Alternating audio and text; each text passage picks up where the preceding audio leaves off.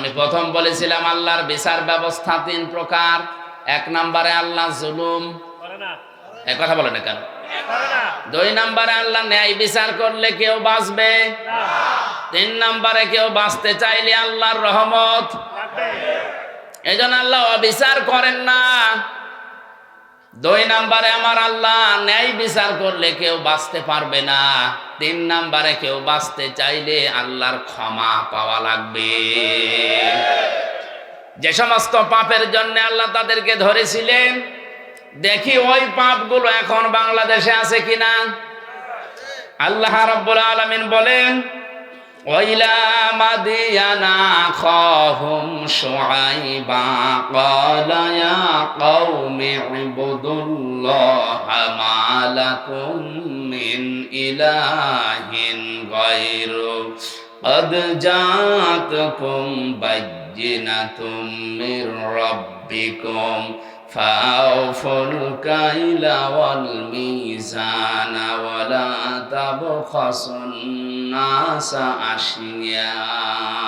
أشياءهم ولا تفسدوا في الأرض بعد إصلاحها ذلكم خير لكم إن كنتم مؤمنين الله أكبر। আমি শুআইবকে পাঠিয়েছিলাম মাদিয়ান শহরে তার ভাইদের কাছে। এ কোরআনে অনেকগুলো নবীর দাওয়াতি সিস্টেম দেওয়া আছে, তারা দাওয়াত দিত এই কায়দায়, এই পদ্ধতিতে। এখানে শুআইব আলাইহিস সালামের নাম দিয়ে আল্লাহ কিছু শিক্ষা দিতে চেয়েছেন। একটু ভালো করে শুনে।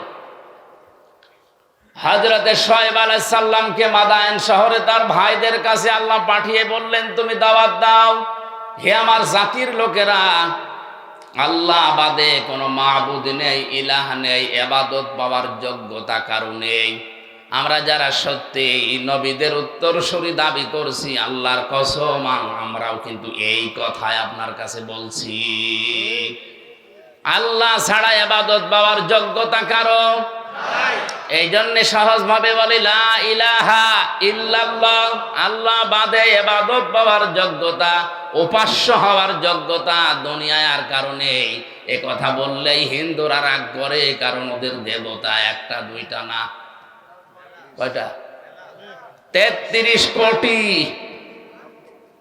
ওদের দেবতা 33 কোটি। এই জন্য ওদের রাগ হবে। আল্লাহ ছাড়া ইবাদত পাওয়ার, উপাসনা পাওয়ার যোগ্যতার কারণে কথা বললে ইহুদির মন আপনি পাবেন না, খ্রিস্টানের মন আপনি পাবেন না।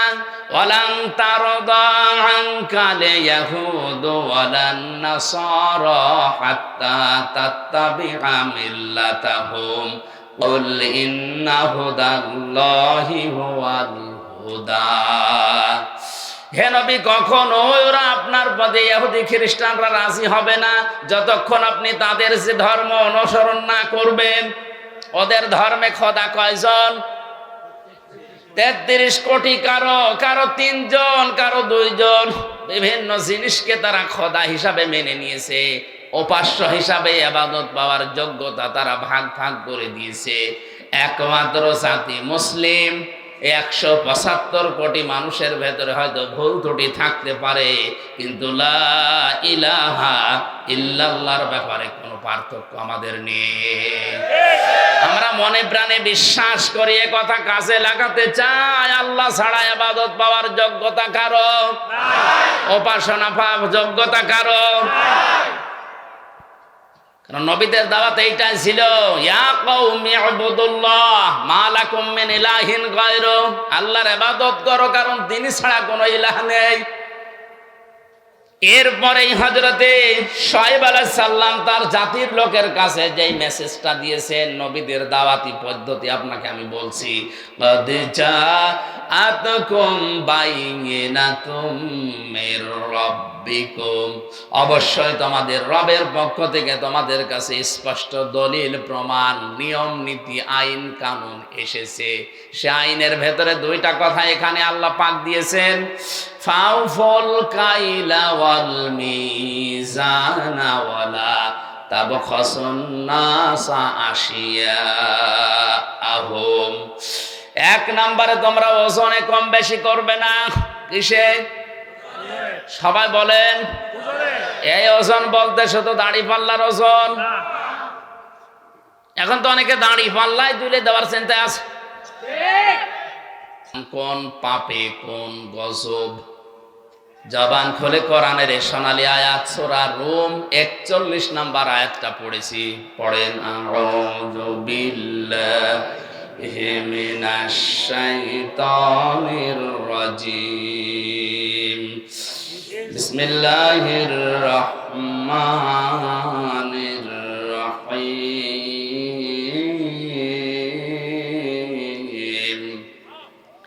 যাহারাল ফাসাদু ফিল বাররি ওয়াল বাহরি বিমা কাসাবাত আইদিন নাস লিয়ুযীকাহুম বা'দাল্লাযী আমিলু লা'আল্লাহুম ইয়ারজিউন।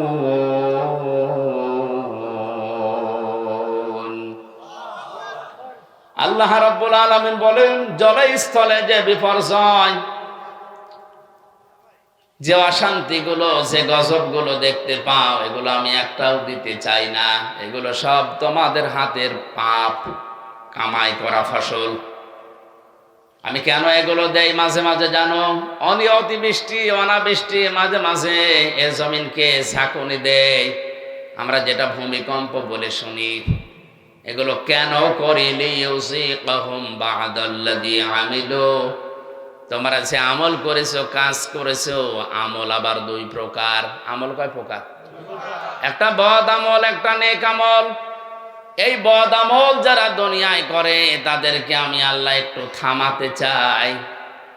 এই আযাবগুলো দিয়ে তাদেরকে আমি আল্লাহ একটু বাধা দিতে চাই, দেখি তারা ফিরে আসে কিনা। লা'আল্লাহুম ইয়ারজিউন। আমি চাই যে তারা ফিরে আসুক। কপাল পোড়া মানুষ আমরা, মাঝে মাঝে এগুলো আমাদের সামনে আসতেছে। এগুলো দেখার পরও আমরা ফিরে আসা দূরের কথা, আমাদের বিদ্যা আরো বাড়ে।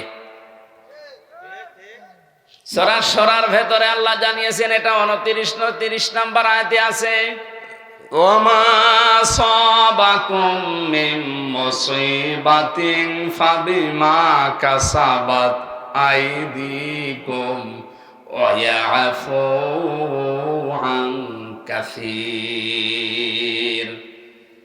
তোমরা যত অন্যায় করো, পাপ করো, সব পাপের শাস্তি যদি আমি আল্লাহ দেই, শ্বাস ফেলার সময় তোমরা পিতে না। আমি আল্লাহ অধিকাংশগুলোই মাফ করে দেই, এই কিছু পাপের শাস্তি দুনিয়ায় পাঠাই যেন তোমরা আমি আল্লাহর দিকে ফিরে আসতে পারো। বাংলার মুসলমানেরা আজকে আমি কয়েকটা পয়েন্টের উপরে সাজিয়েছি। আমি দেখতে চাই এই পাপগুলো যদি বাংলাদেশে হয়, ওগুলোর জন্য আপনি যতই দোয়া দরুদ পড়েন, তাবিজ কবজ গলায় দেন, থামাতে পারবেন না। আল্লাহর শাস্তি ওটা ছেড়ে দেওয়া লাগবে।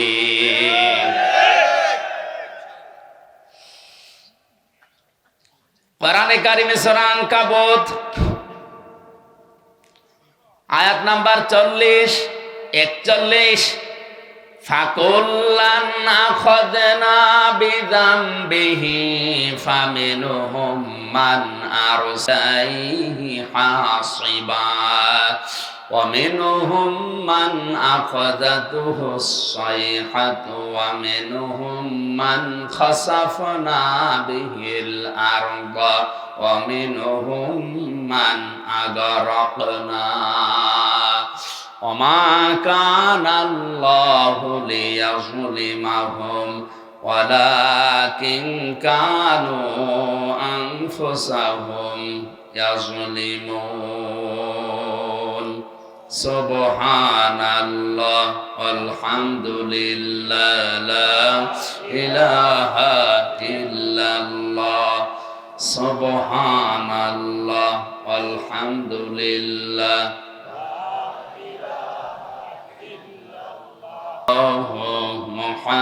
মুহাম্মাদুর রাসূলুল্লাহ।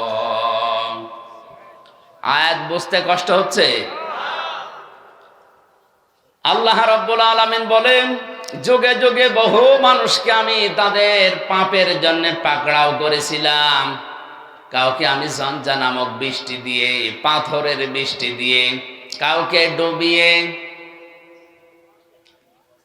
কাউকে পানি দিয়ে, জলোচ্ছ্বাস দিয়ে দুনিয়া থেকে আমি তাদেরকে বিদায় করে দিয়েছি। কাউকে জমিনের ভেতরে গেড়ে দিয়েছি।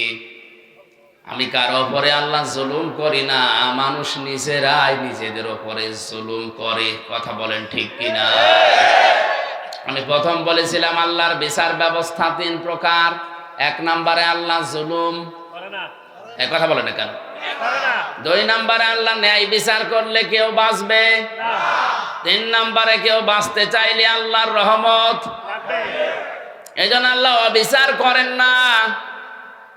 2 নম্বরে আমার আল্লাহ ন্যায় বিচার করলে কেউ বাঁচতে পারবে না। 3 নম্বরে কেউ বাঁচতে চাইলে আল্লাহর ক্ষমা পাওয়া লাগবে। যে সমস্ত পাপের জন্য আল্লাহ তাদেরকে ধরেছিলেন, দেখি ওই পাপগুলো এখন বাংলাদেশে আছে কিনা।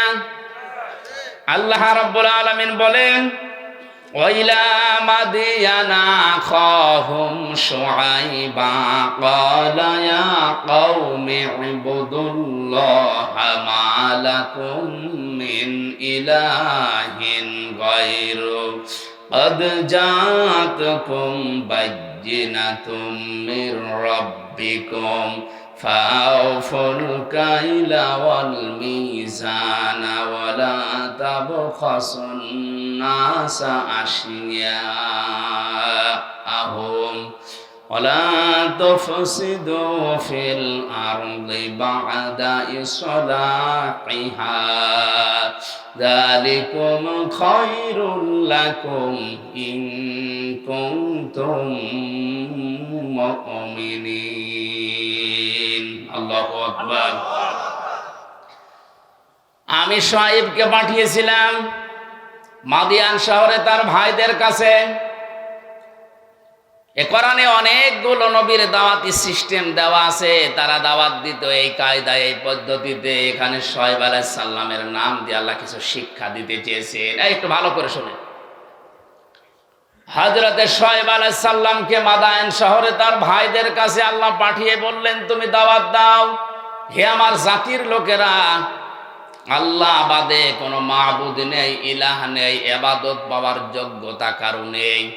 আমরা যারা সত্যি নবীদের উত্তরসূরি দাবি করছি, আল্লাহর কসম আমরাও কিন্তু এই কথাই আপনার কাছে বলছি। আল্লাহ ছাড়া ইবাদত পাওয়ার যোগ্যতা কারো নাই। এই জন্য সহজভাবে বলি লা ইলাহা ইল্লাল্লাহ। আল্লাহ বাদে ইবাদত পাওয়ার যোগ্যতা, উপাস্য হওয়ার যোগ্যতা দুনিয়ায় আর কারো নেই। এ কথা বললেই হিন্দুরা রাগ করে, কারণ ওদের দেবতা একটা দুইটা না। কয়টা? 33 কোটি। ওদের দেবতা 33 কোটি। এই জন্য ওদের রাগ হবে। আল্লাহ ছাড়া ইবাদত পাওয়ার, উপাসনা পাওয়ার যোগ্যতার কারণে কথা বললে ইহুদির মন আপনি পাবেন না, খ্রিস্টানের মন আপনি পাবেন না।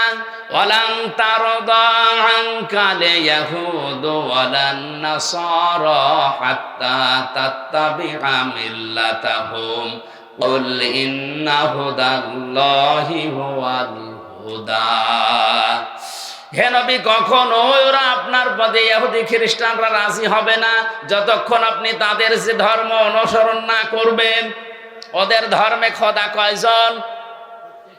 33 কোটি। কারো 3 জন, কারো 2 জন।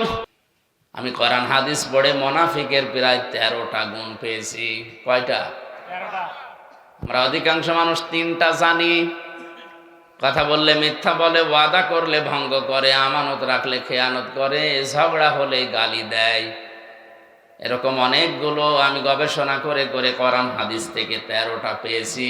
মুনাফিকদের এই আচরণগুলো হয়তো উনি বলছিলেন, শেষ করতে পারেননি। ভাই আমার, এই সমস্ত গুণাগুণগুলো, জারগুলো, এই আচরণগুলো যদি কারো ভেতরে পাওয়া যায়, বুঝবেন তার ভেতরে নেফাকি আছে, মুনাফিকি আছে।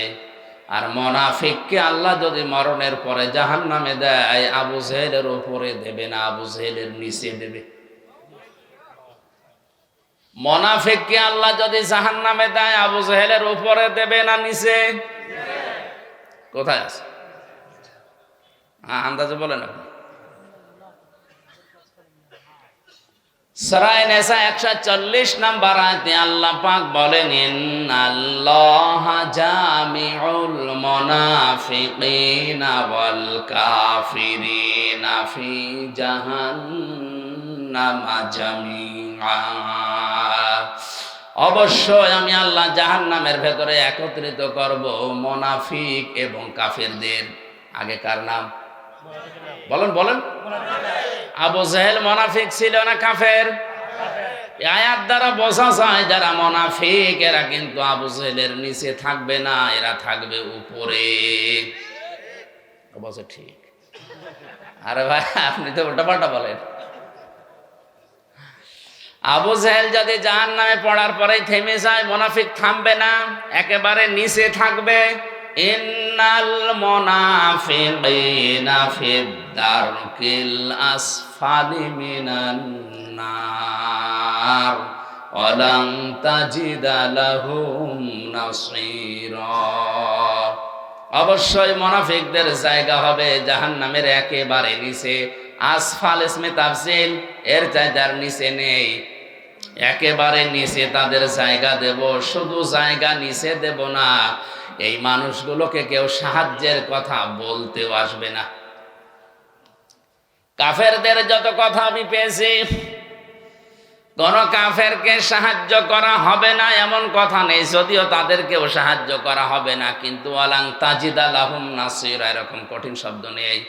তাজিদার আগে লান আছে মজারে, মজারের আগে আমি আগেই বললাম লাং তাদিল্লুর উদাহরণ দিতে গিয়ে লান আসলে অর্থ হয় কোশ্চিন কালেও হবে না।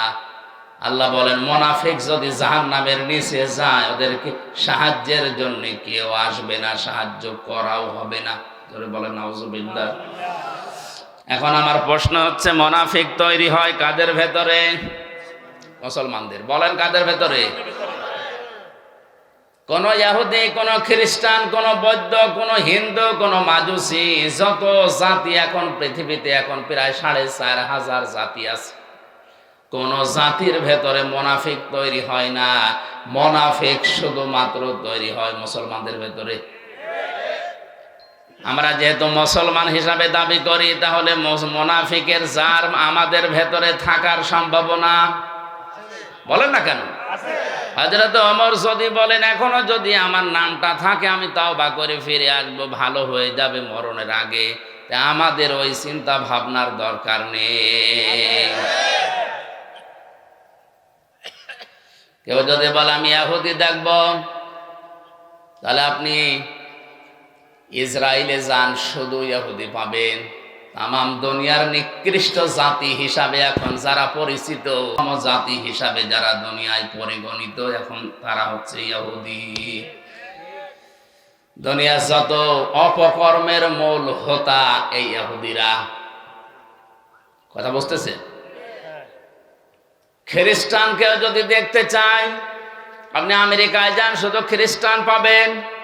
কেউ যদি বলে আমি বৌদ্ধ দেখবো, চীনে যান, মায়ানমারে যান, শুধু বৌদ্ধ পাবেন। কোন মানুষ যদি বলে আমি মুশরিক দেখবো, পাশের রাষ্ট্রে ভারতে যান, শুধু মুশরিক পাবেন।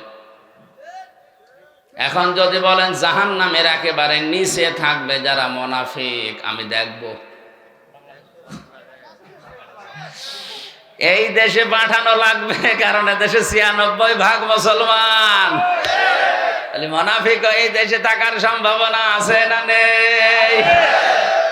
মুনাফিকদের 13টা আচরণের ভেতরে 11 নম্বরে আমি পেয়েছি, ওদের সব সহ্য হয়, আল্লাহর কোরআনের কথা সহ্য হয় না। কোরআনে কারীম জানিয়েছে, ওয়াইদা কিলা লাহুম তাআলাউ ইলা মা আনজালাল্লাহু ওয়া ইলার রাসূলি রাআইতাল মুনাফিকিনা ইয়াসুদ্দুনা আনকা সুদুদা। সূরা নিসার 61 নম্বর আয়াতে আছে, আল্লাহ পাক বলেন, হে নবী, যখন আপনি মানুষদেরকে বলবেন আসো আল্লাহ এবং রাসূলের আদেশের দিকে আসো, রাআইতাল মুনাফিকিনা, আপনি দেখতে পাবেন মুনাফিক যারা ইয়াসুদ্দুনা আনকা সুদুদা, আল্লাহ এবং রাসূলের আইনের কথা, আদর্শের কথা বলা মাত্রই তারা আস্তে করে পেছন দিক থেকে কেটে পড়বে। হয়তো বিভিন্ন নাম দিয়ে তারা কাটবে। কিছু কিছু মানুষ বলবে এটা রাজনীতি। আজ দেশে বলে না, আল্লাহর আইনের কথা বলতে গেলে, রাসূলের আদর্শের কথা সঠিকভাবে তুলে ধরতে গেলে বলে এইটা রাজনীতি, এ ওয়াজ হচ্ছে না, আস্তে করে চলে যায়। আপনি বলেন ১৫০০ বছর আগে সূরা নিসার ৬১ নম্বর আয়াতে আল্লাহ যা যা বলেছে বাংলাদেশের সাথে এখন মিলে যাচ্ছে। আমার তো মনে হয় আমি যে কথা বলছি এখন খাপের খাপ, মমতাজের আপনি মিলে যাচ্ছে না। মুনাফিক দেশে এখন আছে। আল্লাহর আইনের কথা বললে এর কাছে রাজনীতি মনে হয়, রাসূলের আদর্শের কথা বললে, রাসূলের বিচার ব্যবস্থার কথা বললে এর কাছে রাজনীতি মনে হয়। বলে এটা আমাদের সংবিধানের বাইরের কথা। পৃথিবীর সবচাইতে বড় সংবিধান আল্লাহর কোরআন। وَكَذَلِكَ أَنزَلْنَاهُ حُكْمًا عَرَبِيًّا وَلَئِنِ اتَّبَعْتَ أَهْوَاءَهُمْ بَعْدَ الَّذِي جَاءَكَ مِنَ الْعِلْمِ مَا لَكَ مِنَ اللَّهِ مِنْ وَلِيٍّ وَلَا وَاقٍ। জোরে বলেন আল্লাহু আকবার। সূরা রদের ভেতরে আল্লাহ পাক জানিয়েছেন, হে নবী, এই কোরআনকে আমি আল্লাহ দুনিয়ায় সংবিধান করে নাজিল করলাম। এইটা বাদ দিয়ে কোনো মানুষ যদি মন মস্তিষ্কের তৈরি করা মন মতো আইন কানুন নিয়ম নীতি বানিয়ে পরিবার সমাজ চালাতে চায়, সে কাউকে সাহায্যকারী হিসাবে পাবে না। জোরে বলেন নাউজুবিল্লাহ। এই জন্য আমাদের উচিত হচ্ছে, আমরা যেহেতু মুসলিম, আমাদের একমাত্র আদর্শ হওয়ার কথা যার নাম বলেছি উসওয়াতুন হাসানা, দুনিয়ায় কেউ না, মুহাম্মাদুর রাসূলুল্লাহ। আজকের পোস্টারের প্রথমে আপনারা লিখে দিয়েছেন তোমাদের জন্য রাসূল সাল্লাল্লাহু আলাইহি ওয়াসাল্লামের জীবনে মহত্তম বা সর্বোত্তম আদর্শ লুকিয়ে আছে, আল কোরআন। এটা সূরা আহজাবের ২১ নম্বর আয়াতের প্রথম অংশে আছে। আমার প্রশ্ন, পরবর্তী শব্দগুলো লিখতে পারতেন। আল্লাহর নবীকে আদর্শ হিসাবে পাবে যাদের ভেতরে ৩টা গুণ আছে। কয়টা? আয়াতের পরবর্তীতে আল্লাহ সিরিয়াল করে দিয়েছেন, লিমান কানা ইয়ারজুল্লাহা ওয়াল ইয়াউমাল আখিরা ওয়া যাকারাল্লাহা কাসীরা। এক নম্বরে যে মানুষগুলো লিমান কানা ইয়ারজুল্লাহ, আল্লাহ রাব্বুল আলামিনের দিকে যারা ফিরে আসে, রাজা ইয়ারজু মানে ফিরে আসা। ২ নম্বরে যে মানুষগুলো দুনিয়াতে ওয়াল ইয়াউমাল আখিরা, কিয়ামতে জবাব দেওয়া লাগবে, বিশ্বাস করে। ৩ নম্বরে যাকারাল্লাহা কাসীরা, যাদের জীবনে সবচাইতে বেশি আল্লাহর আলোচনা হয়। কার? বলেন বলেন। তাহলে এই বাংলাদেশে 18 কোটি মানুষের জন্য রাসূলুল্লাহ আদর্শ এখনো সবার জন্য হয়নি, কারণ এই 3টা গুণ আমরা অধিকাংশ মানুষের ভেতরে দেখতে পাচ্ছি না। এক কথা বলা লাগবে। আমি শর্ত দিলাম মাওলানা হাফিজকে, আপনি যদি কুষ্টিয়ায় যান আপনার সাথে আমি যাব, শর্ত দিয়েছিলেন আপনি যদি যান। এখন উনি যদি সকালে না যায়, আমার যাওয়ার দরকার আছে। আল্লাহ তাআলা বলেন উত্তম আদর্শ, সর্বোত্তম আদর্শ তোমাদের জন্য রাসূলুল্লাহ, কিন্তু 3টা গুণ থাকা লাগবে। কয়টা? সবাই বলেন, সবাই বলেন। আপনার ভেতরে আছে কিনা আপনি মিলান। যদি না থাকে, কোরআনে কারীম আমার সামনে সূরা আহজাবের 21 নম্বর আয়াতকে সাক্ষী রেখে বলছি, মরণের পরে বিনা হিসাবে বিনা বিচারে আপনি জাহান্নামে। আপনি যতই নামাজ পড়েন, রোজা রাখেন, 5 কলি 10 কলি 20 কলি মাথায় দেন, যদি মনে করেন আমার তো ঈমান আছে না, আপনার ঈমান নেই। কারণ এই 3টা গুণ যদি কারো না থাকে, সে রাসূলুল্লাহকে আদর্শ পায়নি। আর রাসূল যার আদর্শ হয়নি, ওর ঈমান নেই, ওটা বেঈমান।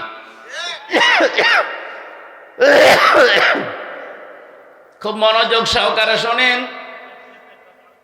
আল্লাহ রাব্বুল আলামিন বলেন, 1 নম্বরে যারা সব কাজ আমি আল্লাহর দিকে ফিরে আসার নিয়তে করে, যে কোনো কাজে হাত দেওয়ার আগেই চিন্তা করে আল্লাহ এই কাজে আমার আল্লাহ রাজি আছে তো। আজকে যে গাড়িতে আসলাম, ও লোকটাকে আমি এর আগে কোনোদিন দেখেছি বলে মনে হয় না, কিন্তু যে ভালোবাসা আমার প্রতি দেখিয়েছে, এই দুনিয়ার স্বার্থ পাওয়ার জন্য না, এটা আল্লাহর জন্যে। দুনিয়ায় যাকে আপনি ভালোবাসবেন, যাকে এগিয়ে দেবেন, সাহায্য করবেন, লোক দেখানোর জন্য, স্বার্থ পাওয়ার জন্য না। যে মানুষগুলো শুধুমাত্র আল্লাহর জন্য কাউকে ভালোবাসে। 2 নম্বরেও ওয়াল ইয়াউমাল আখিরা, কিয়ামতের দিবসে যারা বিশ্বাস করে। সে জন্মের পর থেকে শুনছি কিয়ামত হবে, কিয়ামতের দিন আছে, কিন্তু কিয়ামত যে কি, কিভাবে হবে, কিয়ামতে জবাব দেওয়া লাগবে, এই বিশ্বাস যদি কোনো মানুষের ভেতরে একবার জন্ম হয়ে যায়, ওর জীবন থেমে যাবে। আয়াতের তাফসীর করতে গিয়ে আমি জেলখানার ভেতরে থাকাকালীন ফি জিলালিল কোরআনে পড়েছিলাম। আছেন আপনারা ময়দানে? খলিফাতুল মুসলিমিন হযরত ওমর তার সন্তান আব্দুল্লাহকে ভর্তি করলেন মাদ্রাসায়। ওই সময় হযরতে আলী ছিলেন প্রধান বিচারপতি, তার সন্তান হোসাইন ওই একই মাদ্রাসায় ভর্তি হয়েছে। বারবার কলম ফেলে দিচ্ছে, আব্দুল্লাহকে বলে কলম তুলে দাও। তিনি 1 বার 2 বার 3 বার তুলে দিলেন। প্রেসিডেন্টের ছেলে স্বাভাবিকভাবে রাগ হয়ে গেছে, ডাক দিয়ে বলে, হোসাইন, ইচ্ছা করে কলম ফেলে দাও, আমারে তুলতে বলো, আমি কি তোমার চাকর, খাদেম? হযরতে হোসাইনও রাগ করেই বলে ফেলেছে, আব্দুল্লাহ, তুমি শুধু খাদেম না, খাদেমের বাচ্চা খাদেম। মেম্বারের ছেলেকে এরকম গালি দিলে তারও মেজাজ খারাপ হয়, আর তিনি দেশের প্রেসিডেন্টের ছেলে। এক দৌড়ে বাড়িতে গিয়ে বলে, আব্বা, আমি আর মাদ্রাসায় যাব না। কেন? হোসাইন আমারে গালি দিয়েছে, আমি নাকি খাদেমের বাচ্চা, খাদেম। হযরত ওমর বিচক্ষণ মানুষ ছিলেন, ডাক দিয়ে বলে, সন্তান, আমি বিচার করব, কিন্তু এখন না, জমার দিন। জমার দিন তিনি খুতবা দিচ্ছিলেন, বক্তব্যের মাঝখানেই তিনি দাঁড়িয়ে বললেন, এখানে হযরত হোসাইন আছে? বলে, হ্যাঁ। এদিকে আস। তুমি আমার ছেলেটাকে গালি দিয়েছো খাদেমের বাচ্চা, চাকরের বাচ্চা বলে? বলে, হ্যাঁ দিয়েছি। কেন দিলে? হযরতে হোসাইন বলে, ওমর, হাতে মুখে হাত দিয়ে বলেন তো, আপনি কি আমার নানার খাদেম ছিলেন না? হযরত ওমরের কথা বন্ধ হয়ে গেছে, চোখ দিয়ে টপ টপ করে পানি পড়ছে। সাহাবীদের বললেন, নবীর সাহাবীরা, বিচার হয়ে গেছে। ছোট মানুষ তো, আব্দুল্লাহ বসে না, বলে, বাবা, তুমি তো এখনো বিচার আরম্ভই করনি, হোসাইনকে মারবে না? হযরত ওমর বলে, বাবা, যে বিচার করেছি এটা আমার অনেক কাজে লাগবে। হোসাইন, তুমি যেটা বললে এটা কি লিখে দিতে পারবে? হ্যাঁ। খেজুর পাতার একটা পৃষ্ঠা, খেজুর পাতার একটা পাতা নিয়ে এসেছে খেজুর গাছের, ওখানে লিখে দিয়েছে, ওমর আমার নানার খাদেম ছিল, এটা আমি দেখেছি, সই করে দিলাম, ইসি হুসাইন ইবনে আলী, যান। হযরত ওমর কাগজটা হাতে নিয়ে মুখে চমা দিলেন, ছেলেকে ডাক দিয়ে বললেন, বাবা, মারা যাওয়ার পরে এই কাগজটা আমার কাফনের ভেতরে দিয়ে দিও। কিয়ামতের ময়দানে যদি আল্লাহ আমাকে প্রশ্ন করে, আর জীবনের যদি কিছুই কবুল না হয়, অন্তত এই কাগজটা তুলে দেখাতে পারবো, মাবুদ, তোমার নবীর নাতি লিখে দিয়েছে আমি নবীর খাদেম ছিলাম।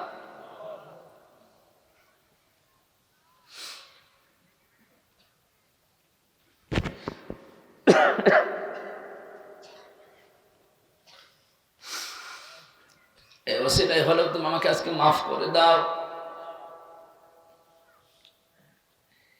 এই ধরনের মানুষেরা কিয়ামতের যে বিশ্বাস, যে ভয় তাদের ছিল, এরপরও একটা দুর্বল হাদিস বলছি শিক্ষার জন্যে। হযরত ওমরেরও আল্লাহর দরবারে নিজের জীবনের মাত্র কয়েক বছরের হিসাব দিতে লেগেছিল প্রায় 12 বছর। ইন্তেকালের পরে প্রায় 12 বছর পার হয়ে গেল। হযরতে আব্দুল্লাহ একবার স্বপ্ন দেখলেন, হযরত ওমর সুন্দর পোশাক পরে নদী থেকে আসতেছে গোসল করে। ডাক দিয়ে বলে, বাবা কোথায় ছিলেন? কতদিন আপনাকে দেখি নাই। হযরতে ওমর বলে, বাবা আজকে 12 বছর আমি দুনিয়ার জীবন ছেড়েছি। মহান আল্লাহ আমার জীবনের হিসাব নিচ্ছিলেন। শেষ পর্যন্ত তিনি আমাকে বলেছে, ওমর তোরে মাফ করে দিলাম। কারণ আল্লাহ যদি কারো প্রতি ন্যায় বিচারও করে সে বাঁচবে না, যদি সঠিক বিচারও কারো প্রতি করে সে বাঁচবে না। অন্যায় বিচার তো আল্লাহ করেই না, ন্যায় বিচার করলেও কেউ পার পাবে না। আল্লাহ যদি কাউকে বাঁচাতে চায় বলবে শেষে যে তোরে মাফ করে দিলাম। আল্লাহ যদি অবিচার করেন এ কথা বিশ্বাস করবেন না, আল্লাহ অবিচার করেন না। আল্লাহ যদি কারো উপরে ন্যায় বিচার করেন সে বাঁচবে না, সে ধরা খাবে। কথা বুঝতেছেন? আল্লাহ অবিচার, কথা বলেন না কেন? আল্লাহ অবিচার, ন্যায় বিচার করলে বাঁচার কোনো উপায়। আল্লাহর কাছ থেকে যদি কেউ বাঁচতে চায় একটা মাধ্যম আছে, যে আল্লাহ আমারে মাফ করে দাও। হযরত ওমর বলেন, আমারে শেষ পর্যন্ত আল্লাহ ডাক দিয়ে বলেন, ওমর তোরে মাফ করে দিলাম। ফেরেশতা আমারে নিয়ে গোসল করিয়ে জান্নাতের নহর থেকে এই যে সাদা পোশাক জান্নাতের, এটা পরিয়ে আমাকে বলছে, যান আপনি জান্নাতে যান। ও কক্সবাজারবাসী, হযরত ওমরের যে জীবনী শুনলেন, আকাশের তারকার চাইতে যার নেকির কাজ জীবনে বেশি ছিল। কোন রাস্তা দিয়ে গেলে শয়তান পর্যন্ত 40 দিন ওই রাস্তায় যেতে ভয় পেত। এত বড় পাওয়ারফুল মানুষ নবীজি বলেন, একবার আমার স্ত্রীরা আমার কাছে এইটা দেন এইটা দেন ঝগড়া করছিল। হযরতে আবু বকর আসলেন, স্ত্রীদের ঝগড়া থামে না। হযরতে ওসমান আলী এসেছে, তাদের ঝগড়া থামে না। হযরতে ওমর কিছুক্ষণ পরে বাইরে থেকে সালাম দিয়েছে, আসসালামু আলাইকা ইয়া রাসূলুল্লাহ। স্ত্রীরা বলছে, আপনি থাকেন, আমরা গেলাম। কারণ এখন যে লোকটা এসেছে এর মুখের আগে হাত চলে।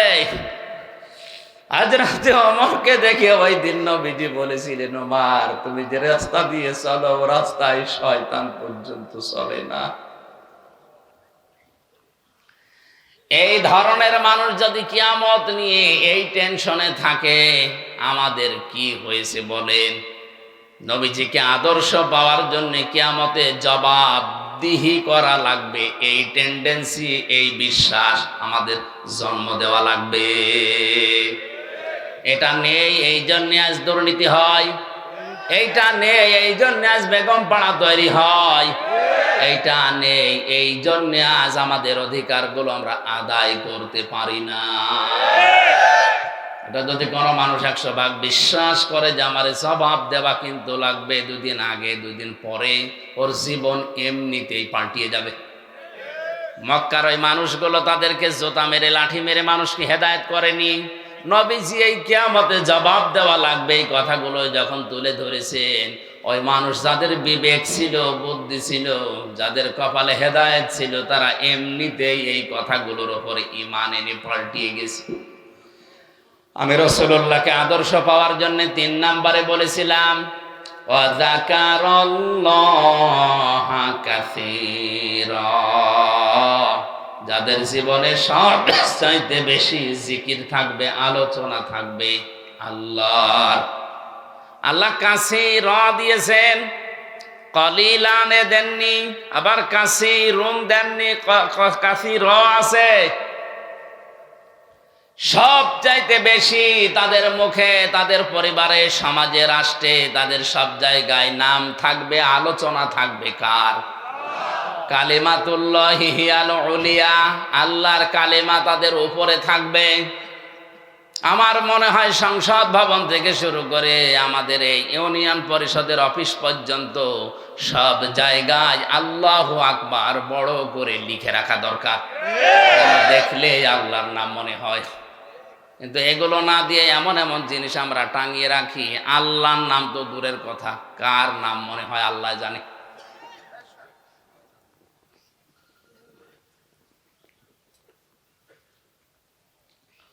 আল্লাহ রাব্বুল আলামিন বলেন, রাসূলুল্লাহকে যারা আদর্শ হিসাবে এই তিনটা গুণ অর্জন করে পাবে, বিশ্ব নবী মুহাম্মদুর রাসূলুল্লাহ রাসূলুল্লাহ হওয়ার পর থেকে আতঙ্কে ছিলেন। কিসে ছিলেন বলেন বলেন? 1 থেকে 40 বছর তার সমস্যা হয়নি।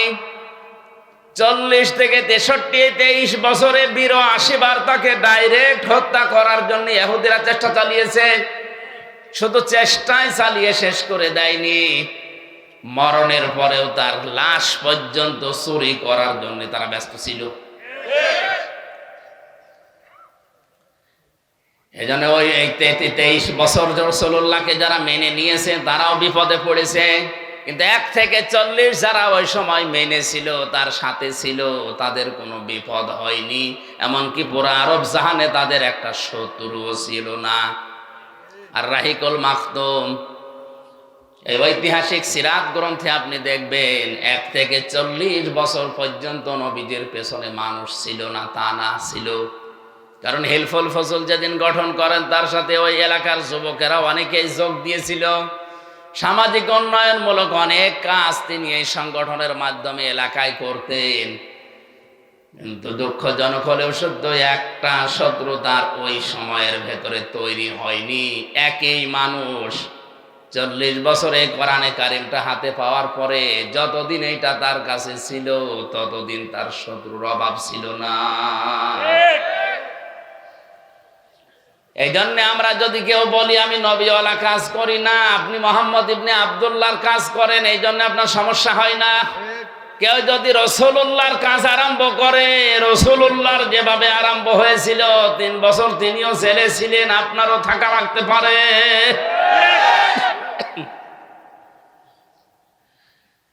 আমাদের উচিত হবে যে আয়াতটা আপনারা লিখে দিয়েছেন, এটা আমাদের বাস্তব জীবনে যদি আমরা সেট করতে চাই, ওই 3টা শর্ত আমাদের মানা লাগবে। এই শর্তগুলো আমার আল্লাহর। আরো জোরে বলেন কার? আল্লাহ আমাদের মেনে নেওয়ার তৌফিক দিন। জোরে বলেন আমিন। আমার আলোচনার বিষয় বলেছিলেন কোন পাপে কোন গজব। জবান খুলে কোরআনের এই সোনালী আয়াত সূরা রুম 41 নম্বর আয়াতটা পড়েছি। পড়েন, আউযু বিল্লাহি মিনাশ শাইতানির রাজিম, বিসমিল্লাহির রহমানির রহিম।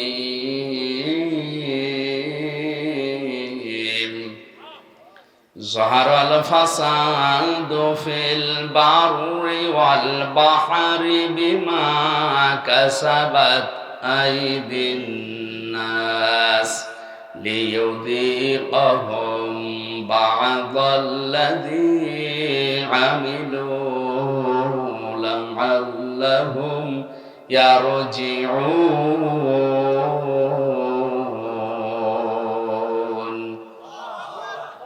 আল্লাহ রাব্বুল আলামিন বলেন, জলস্থলে যে বিপর্যয়, যে অশান্তিগুলো, যে গজবগুলো দেখতে পাও, এগুলো আমি একটাও দিতে চাই না। এগুলো সব তোমাদের হাতের পাপ কামাই করা ফসল। আমি কেন এগুলো দেই মাঝে মাঝে জানো? অতিবৃষ্টি অনাবৃষ্টি মাঝে মাঝে এ জমিনকে ঝাঁকুনি দেয়, আমরা যেটা ভূমিকম্প বলে শুনি। এগুলো কেন করি? লিইউযীকাহুম বা'দাল্লাযী আমিলু। তোমরা যে আমল করেছো, কাজ করেছো, আমল আবার 2 প্রকার। আমল কয় প্রকার? একটা বদ আমল, একটা নেক আমল। এই বদ আমল যারা দুনিয়ায় করে তাদেরকে আমি আল্লাহ একটু থামাতে চাই। এই আযাবগুলো দিয়ে তাদেরকে আমি আল্লাহ একটু বাধা দিতে চাই, দেখি তারা ফিরে আসে কিনা। লা'আল্লাহুম ইয়ারজিউন। আমি চাই যে তারা ফিরে আসুক। কপাল পোড়া মানুষ আমরা, মাঝে মাঝে এগুলো আমাদের সামনে আসতেছে, এগুলো দেখার পরও আমরা ফিরে আসা দূরের কথা, আমাদের বিদ্যি আরো বাড়ে।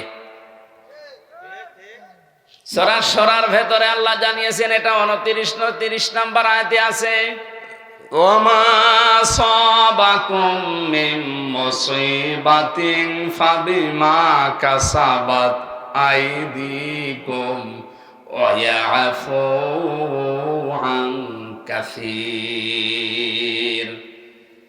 তোমরা যত অন্যায় করো, পাপ করো, সব পাপের শাস্তি যদি আমি আল্লাহ দেই, শ্বাস ফেলার সময় তোমরা পিতে না, আমি আল্লাহ অধিকাংশগুলোই মাফ করে দেই। এই কিছু পাপের শাস্তি দুনিয়ায় পাঠায় যেন তোমরা আমি আল্লাহর দিকে ফিরে আসতে পারো। বাংলার মুসলমানেরা আজকে আমি কয়েকটা পয়েন্টের উপরে সাজিয়েছি। আমি দেখতে চাই এই পাপগুলো যদি বাংলাদেশে হয়, ওগুলোর জন্য আপনি যতই দোয়া দরুদ পড়েন, তাবিজ কবজ গলায় দেন, থামাতে পারবেন না। আল্লাহর শাস্তি ওটা ছেড়ে দেওয়া লাগবে।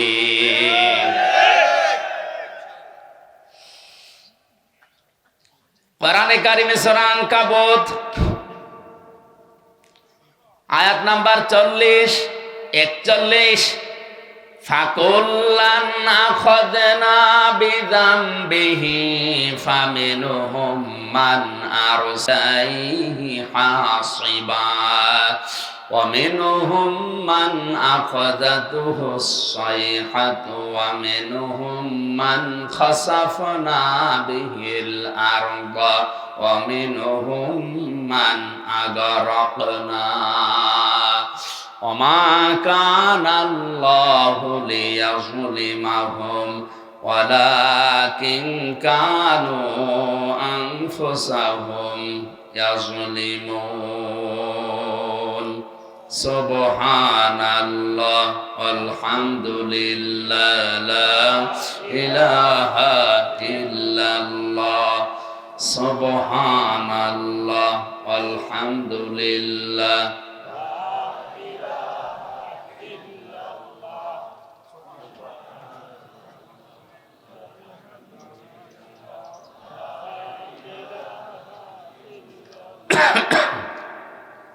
কি হলো, জিকির জোরে করেন। সুবহানাল্লাহ আলহামদুলিল্লাহ লা ইলাহা ইল্লাল্লাহ লা ইলাহা ইল্লাল্লাহ মুহাম্মাদুর রাসূলুল্লাহ। আয়াত বুঝতে কষ্ট হচ্ছে? আল্লাহ রাব্বুল আলামিন বলেন, যুগে যুগে বহু মানুষকে আমি তাদের পাপের জন্য পাকড়াও করেছিলাম। কাউকে আমি ঝঞ্ঝা নামক বৃষ্টি দিয়ে, পাথরের বৃষ্টি দিয়ে, কাউকে ডুবিয়ে, কাউকে পানি দিয়ে, জলোচ্ছ্বাস দিয়ে দুনিয়া থেকে আমি তাদেরকে বিদায় করে দিয়েছি। কাউকে জমিনের ভেতরে গেড়ে দিয়েছি। আমি কারো ওপরে আল্লাহ জুলুম করি না, মানুষ নিজেরাই নিজেদের ওপরে জুলুম করে। কথা বলেন ঠিক কিনা? আমি প্রথম বলেছিলাম আল্লাহর বিচার ব্যবস্থা 3 প্রকার। 1 নম্বরে আল্লাহ জুলুম করে না, এই কথা বলেন না কেন? 2 নম্বরে আল্লাহ ন্যায় বিচার করলে কেউ বাঁচবে না। 3 নম্বরে কেউ বাঁচতে চাইলে আল্লাহর রহমত লাগবে। এইজন্য আল্লাহ অবিচার করেন না। 2 নম্বরে আমার আল্লাহ ন্যায় বিচার করলে কেউ বাঁচতে পারবে না। 3 নম্বরে কেউ বাঁচতে চাইলে আল্লাহর ক্ষমা পাওয়া লাগবে। যে সমস্ত পাপের জন্য আল্লাহ তাদেরকে ধরেছিলেন, দেখি ওই পাপগুলো এখন বাংলাদেশে আছে কিনা। আল্লাহ রাব্বুল আলামিন বলেন, ওয়াইলা মাদিয়ানা আখাহুম শুআইবা ক্বালা ইয়া কওমি ইবুদুল্লাহা মা লাকুম মিন ইলাহিন গায়রু قد جاءتكم بينة من ربكم فأوفوا الكيل والميزان ولا تبخسوا الناس أشياءهم ولا تفسدوا في الأرض بعد إصلاحها ذلكم خير لكم إن كنتم মুমিনিন। আল্লাহু আকবার। আমি শুআয়বকে পাঠিয়েছিলাম মাদিয়ান শহরে তার ভাইদের কাছে। এ কোরআনে অনেকগুলো নবীর দাওয়াতি সিস্টেম দেওয়া আছে, তারা দাওয়াত দিত এই কায়দায়, এই পদ্ধতিতে। এখানে শুআয়ব আলাইহিস সালামের নাম দিয়ে আল্লাহ কিছু শিক্ষা দিতে চেয়েছেন। একটু ভালো করে শুনে। হযরতে শুআয়ব আলাইহিস সালামকে মাদায়েন শহরে তার ভাইদের কাছে আল্লাহ পাঠিয়ে বললেন, তুমি দাওয়াত দাও, হে আমার জাতির লোকেরা, আল্লাহ বাদে কোনো মাবুদ নেই, ইলাহ নেই, ইবাদত পাওয়ার যোগ্যতা কারো নেই। আমরা যারা সত্যি নবীদের উত্তরসূরি দাবি করছি, আল্লাহর কসম আমরাও কিন্তু এই কথাই আপনার কাছে বলছি, আল্লাহ ছাড়া ইবাদত পাওয়ার যোগ্যতা কারো নাই। এই জন্য সহজভাবে বলি লা ইলাহা ইল্লাল্লাহ, আল্লাহ বাদে ইবাদত পাওয়ার যোগ্যতা, উপাস্য হওয়ার যোগ্যতা দুনিয়ায় আর কারণে। এ কথা বললেই হিন্দুরা রাগ করে, কারণ ওদের দেবতা একটা দুইটা না, কয়টা? 33 কোটি। ওদের দেবতা 33 কোটি, এই জন্য ওদের রাগ হবে। আল্লাহ ছাড়া ইবাদত পাওয়ার, উপাসনা পাওয়ার যোগ্যতার কারণে কথা বললে ইহুদির মন আপনি পাবেন না, খ্রিস্টানের মন আপনি পাবেন না। ওয়ালান তারদা আনকাল ইয়াহুদু ওয়ালান নাসারা হাত্তা তাত্তাবিআ মিল্লাতাহুম কুল ইন্না হুদাল্লাহি হুয়াল হুদা। হে নবী, কখনো ওরা আপনার পদে ইহুদি খ্রিস্টানরা রাজি হবে না যতক্ষণ আপনি তাদের যে ধর্ম অনুসরণ না করবেন। ওদের ধর্মে খোদা কয়জন? 33 কোটি। কারো 3 জন, কারো 2 জন। বিভিন্ন জিনিসকে তারা খোদা হিসাবে মেনে নিয়েছে, উপাস্য হিসাবে ইবাদত পাওয়ার যোগ্যতা তারা ভাগ ভাগ করে দিয়েছে। একমাত্র জাতি মুসলিম। 175 কোটি মানুষের ভেতরে হয়তো ভুল ত্রুটি থাকতে পারে, কিন্তু লা ইলাহা ইল্লাল্লাহর ব্যাপারে কোনো পার্থক্য আমাদের নেই। আমরা মনে প্রাণে বিশ্বাস করি, এ কথা কাজে লাগাতে চাই। আল্লাহ ছাড়া ইবাদত পাওয়ার যোগ্যতা কারো নাই, উপাসনা পাওয়ার যোগ্যতা কারো নাই। কারণ নবীদের দাওয়াত এইটাই ছিল, ইয়া কওমি ইবুদুল্লাহ মা লাকুম মিন ইলাহিন গায়রু, আল্লাহর ইবাদত করো কারণ তিনি ছাড়া কোনো ইলাহ নেই। এরপরেই হযরতে শুআয়ব আলাইহিস সালাম তার জাতির লোকের কাছে যেই মেসেজটা দিয়েছেন, নবীদের দাওয়াতি পদ্ধতি আপনাকে আমি বলছি। ক্বাদ জাআতকুম বাইয়িনাতুম মির রাব্বিকুম, অবশ্যই তোমাদের রবের পক্ষ থেকে তোমাদের কাছে স্পষ্ট দলিল, প্রমাণ, নিয়ম নীতি, আইন কানুন এসেছে। সে আইনের ভেতরে 2টা কথা এখানে আল্লাহ পাক দিয়েছেন, ফাউফুল কাইলা ওয়াল মিজানা ওয়ালা তাবখাসুন নাসা আশিয়াআহুম। 1 নম্বরে তোমরা ওজনে কম বেশি করবে না। কিসে? সবাই বলেন। এই ওজন বলতে শুধু দাড়ি পাল্লার ওজন। এখন তো অনেকে দাড়ি পাল্লায় তুলে দেওয়ার চিন্তায় আছে। হাইকোর্টের সামনে বিশাল একটা দাড়ি পাল্লা টাঙানো আছে, 2 দিকের মাপই সমান। এটা দ্বারা দেশের জনগণকে বোঝানো হচ্ছে যে ন্যায় বিচার ছাড়া এখানে কিছু চলে না। দাড়ি পাল্লা মানে কি? মানদণ্ড। দাড়ি পাল্লা মানে ন্যায় বিচারের মানদণ্ড। ওইটা যে এদিকেও যেমন এইদিকেও যেমন, কোন দিকে একেবারে কম বেশি নেই, সমান সমান। আচ্ছা, তো বিচার ব্যবস্থার দিকে তাকালে আজ যেটা দেখতে পাচ্ছি আমরা, ন্যায় বিচারের তুলনায় অবিচারই বেশি হচ্ছে। ন্যায় বিচারের তুলনায় অবিচার যদি না হবে, কোন কারণে আমি 3টা বছর জেল খাটলাম, আপনি জবাব দেন।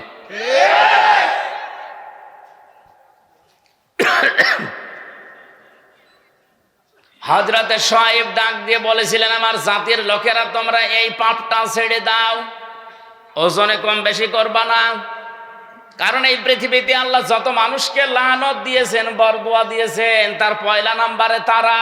ওয়াইলুল লিল মুতাফফিফিনা আল্লাযীনা ইযা তালু আলান নাসি ইস্তাওফুন ওয়া ইযা কালুহুম আও ওয়াসানুহুম ইখসিরুন। ধ্বংস হয়ে যাক, বরবাদ হয়ে যাক, আমি আল্লাহর লানত ওই মানুষগুলোর উপরে যারা ওজনে কম বেশি করে। কিসে? বলেন বলেন। এই ওজন বলতে যারা দোকানদার তারা না, এই যে এইটাও, এই যে মঞ্চটা, এই যে মেম্বারটা, এটা হক কথা বলার জায়গা। এখানে বসে যারা সঠিক কথাগুলো বলতে চায় না, তারাও কম বেশি করছে।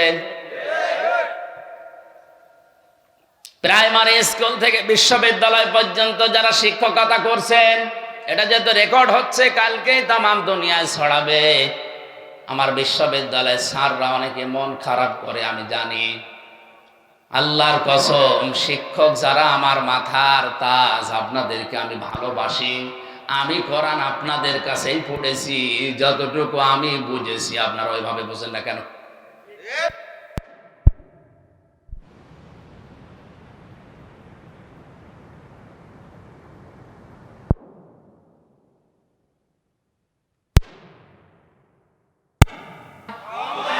এদের প্রতি লানত কার?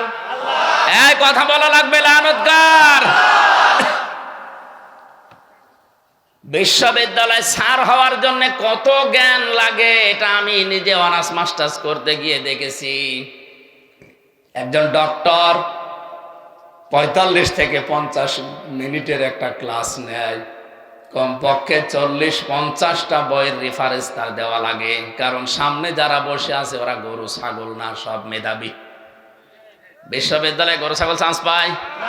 বাংলাদেশের মেধা যাদের বেশি তারাই ওখানে যায়, আর তাদের সামনে বসে 40-45 মিনিট আপনি বক্তব্য দেবেন। সলিমদ্দি কলিমদ্দির মতো না, কোনো কনসার্ট না, এক টান দিয়ে দিলাম, একটা দুলিয়ে দিলাম, হয়ে গেল না। অন্তত বিশ্ববিদ্যালয়ে যারা ক্লাসের মতো ক্লাস নেয়, তাদের 40-50টা বইয়ের রেফারেন্স দেওয়া লাগে। কারণ আমরা জানি ভার্সিটিতে কোনো বই ওইভাবে নেই।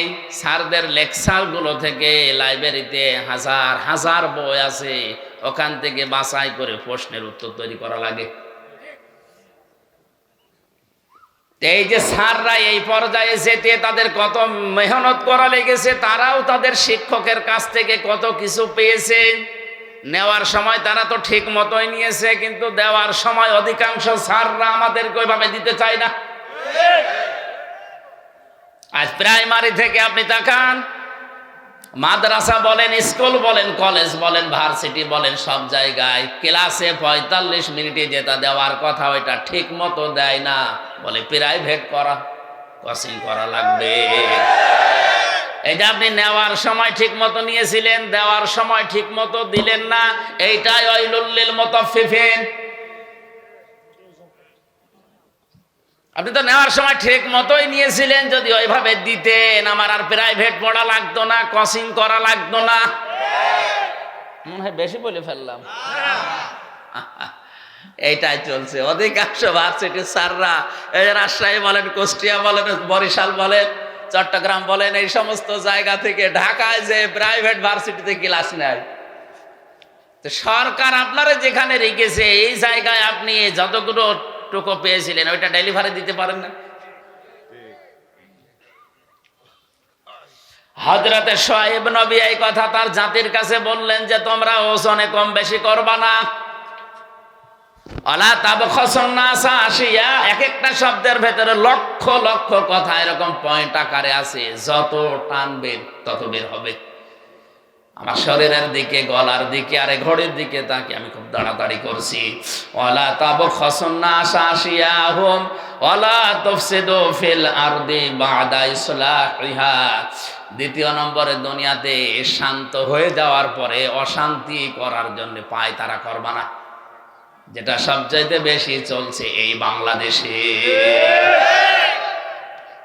যালিকুম খায়রুল লাকুম, এইটাই ভালো কাজ। ইন কুনতুম মুমিনিন, যদি মুমিন বলে দাবি করে থাকো।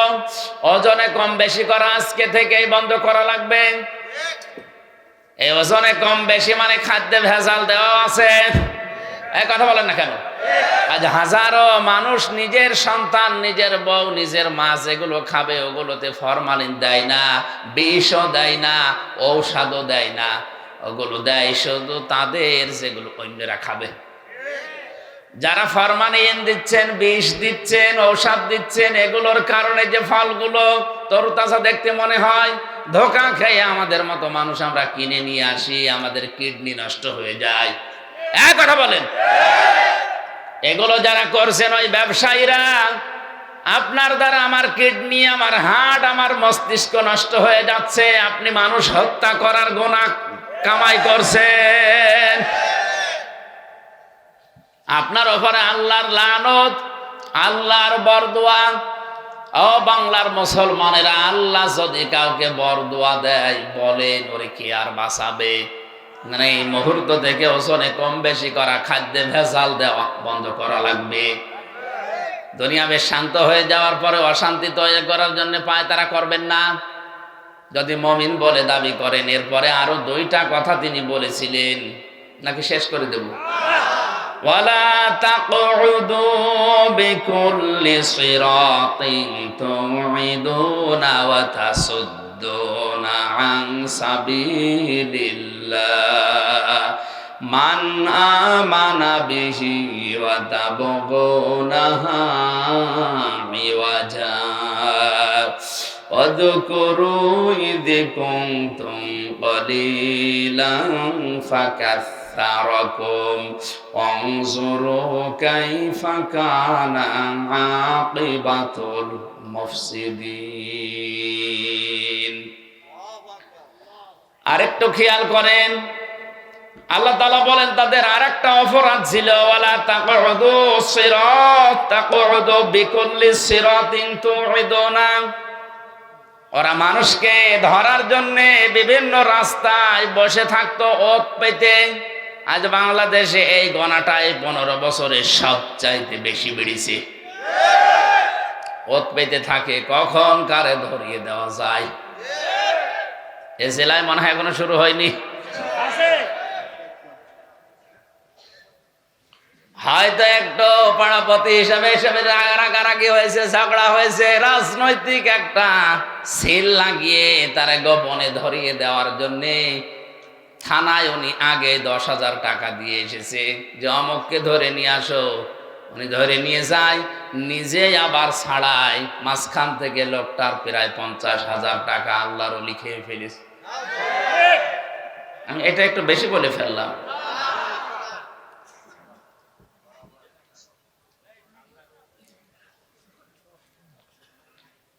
অতাসদ্দুনা আন সাবিলিল্লাহ, 2 নম্বরে তারা গুনাহ করত।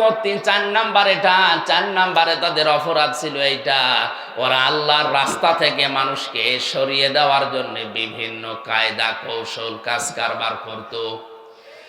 এত কাজে মানুষ যাচ্ছে, কোনো অসুবিধা নেই, আল্লাহর দিকে, আল্লাহর পথের দিকে মানুষ আসলেই বাধা।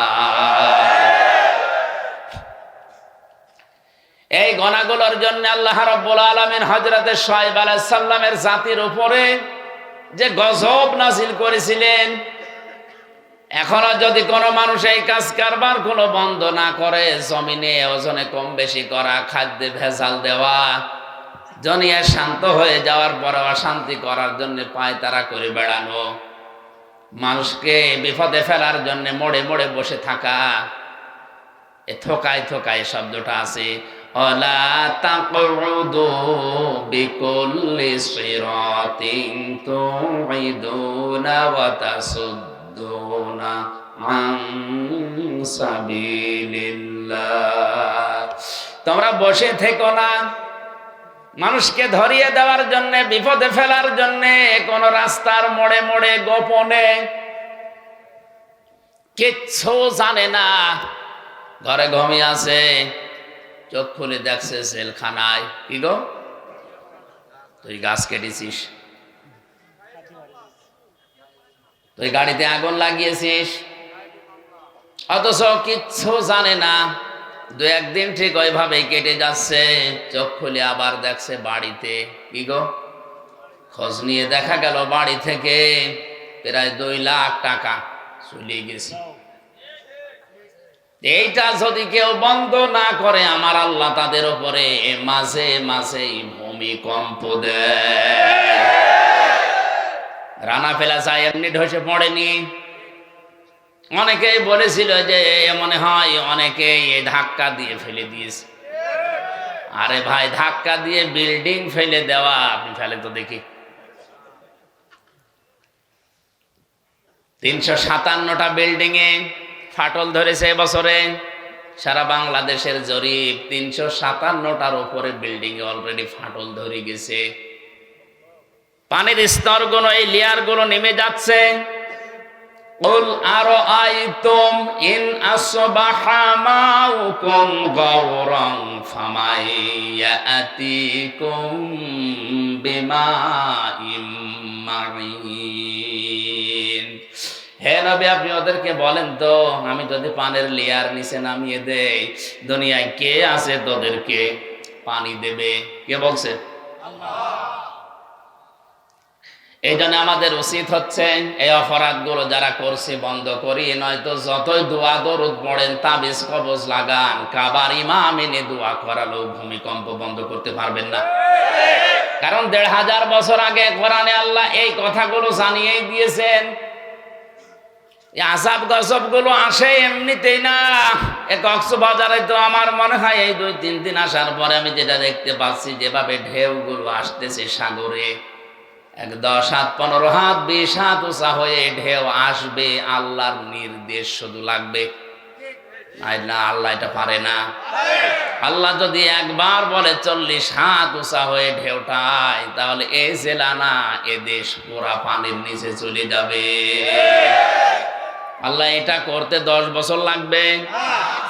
ইন্নামা আমরুহু ইযা আরাদা শাইআন আইয়াকুলা লাহু কুন ফায়াকুন। আল্লাহ পাক বলেন, আমি যখন কোনো কাজের আদেশ করি তখন কিছুই লাগে না, শুধু কোন বলি, ফায়াকুন, এটা হতে 1 সেকেন্ডও সময় লাগে না। এজন্য আমাদের উচিত আমাদের পাপের কাজগুলো ছেড়ে দেওয়া, থেমে যাওয়া।